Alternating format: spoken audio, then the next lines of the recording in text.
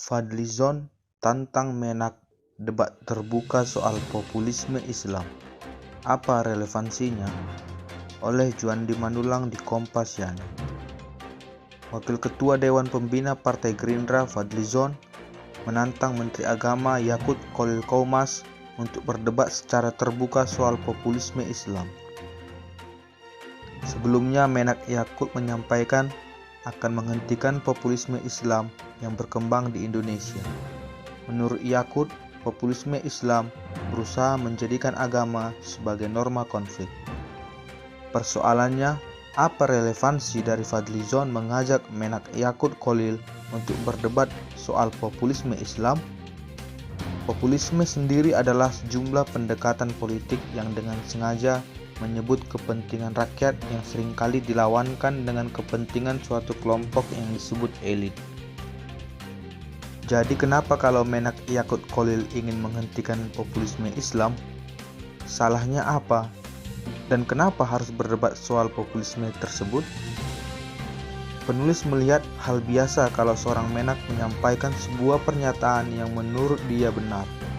Kalau Menak melihat bahwa populisme Islam ada yang salah, maka itu hak dari beliau berpendapat, tidak perlu harus berdebat. Bisa jadi beliau melihat ada yang perlu diluruskan dari populisme Islam tersebut agar sesuai dengan keinginan beliau.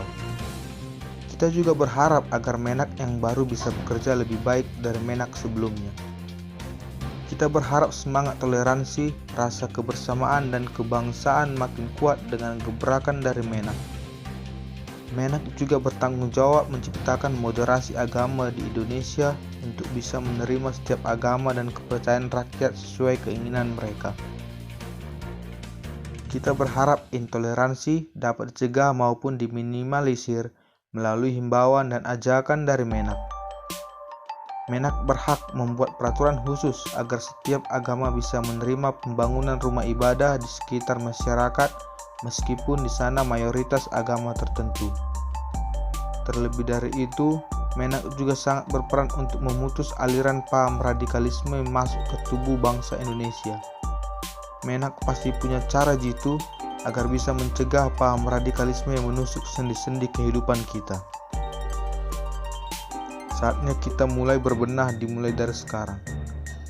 Menak yang baru pasti bisa melakukan gebrakan yang baik.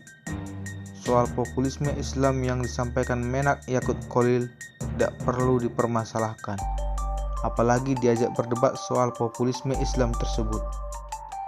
Seorang Fadlizon tidak perlu terlalu emosi atau terlalu bernafsu berdebat soal populisme Islam yang disampaikan Menak Yakut Kholil.